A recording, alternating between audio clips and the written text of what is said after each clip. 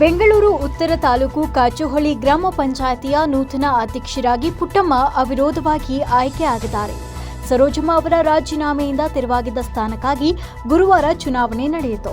ಒಟ್ಟು 21 ಸದಸ್ಯ ಬಲ ಹೊಂದಿರುವ ಪಂಚಾಯಿತಿಯಲ್ಲಿ ಪುಟ್ಟಮ್ಮ ಅವರೊಬ್ಬರೇ ನಾಮಪತ್ರ ಸಲ್ಲಿಸಿದ್ರಿಂದ ಅವಿರೋಧವಾಗಿ ಆಯ್ಕೆಯಾದರು.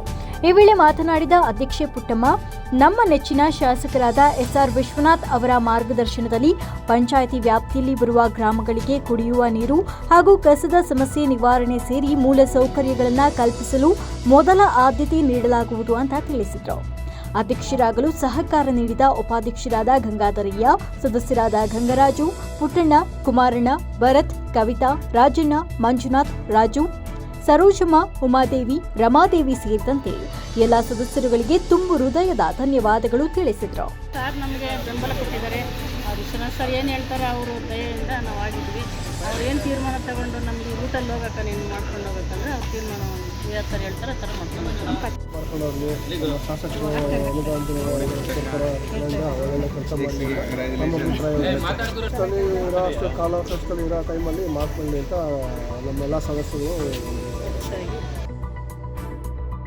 ವರದಿ ಹನುಮಂತರಾಜು, ವಿಸ್ಮಯ ನ್ಯೂಸ್ ಕನ್ನಡ, ಯಲಹಂಕ.